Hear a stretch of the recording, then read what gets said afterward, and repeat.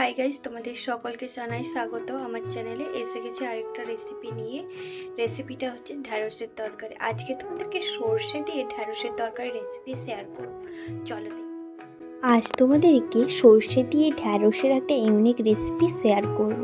তাই প্রথমে কড়াইতে তেল দিয়ে দিলাম, তারপরে এইভাবে কেটে নেবেন ঢ্যাঁড়স ও আলুগুলোকে। এখানে আমি একটা ছোট্ট আলু নিয়েছি। কড়াইতে এখন তেল গরম হয়ে গেছে, কেটে রাখা আলুগুলোকে আমি দিয়ে দিলাম। এইবার একটু নেড়ে ছেড়ে নেব, তারপর পরিমাণ মতো লবণ ও হলুদ গুঁড়ো দিয়ে আবার ভালো মতো নেড়ে ছেড়ে নেব। আলুগুলোকে সরু সরু ভাজা আলুর মতো কেটে নিয়েছি, যাতে খুব তাড়াতাড়ি সিদ্ধ হয়ে যায়।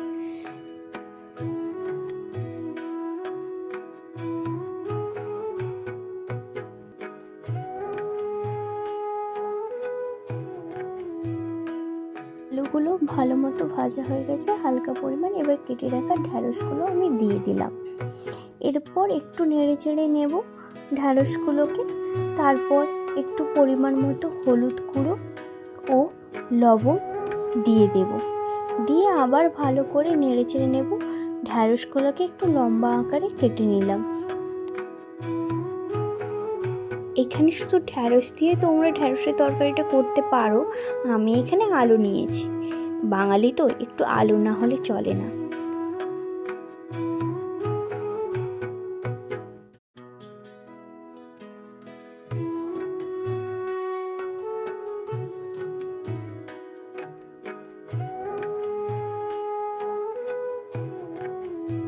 এইবার মশলার পেস্ট রেডি করে নেব।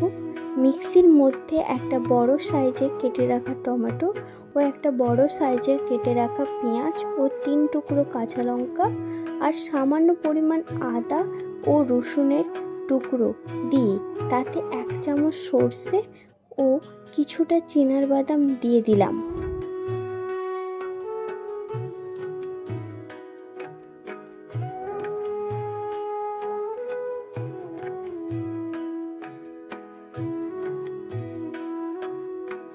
সামান্য পরিমাণ জল দিয়ে ভালো করে পেস্ট রেডি করে নিলাম।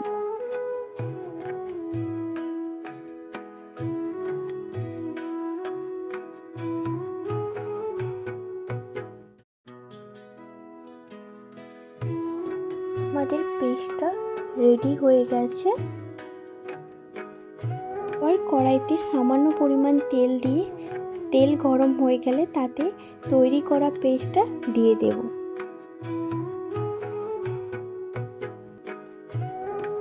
এরপর ভালো করে মশলাটাকে কষিয়ে নিতে হবে, যাতে আদা রসুনের স্মেলটা চলে যায়।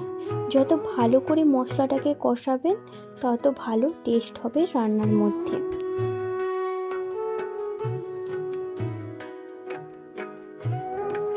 সামান্য পরিমাণ লঙ্কার গুঁড়ো দিয়ে দেব। আপনারা এতে চাইলে কাশ্মীরি লঙ্কাও দিতে পারেন। আর সামান্য পরিমাণ চিনি দিয়ে দেব। এইবার মশলা ধোয়া জল দিয়ে দেব, দিয়ে ভালো করে আবার মশলাটাকে কষিয়ে নেব।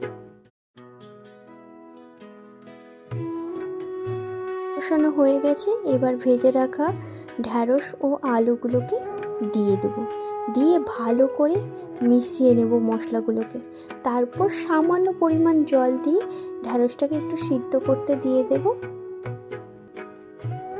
এইবার আমাদের সর্ষে দিয়ে ঢ্যাঁড়সের তরকারি রেডি হয়ে গেছে। গরম গরম প্লেটে এবার আমরা সার্ভ করব।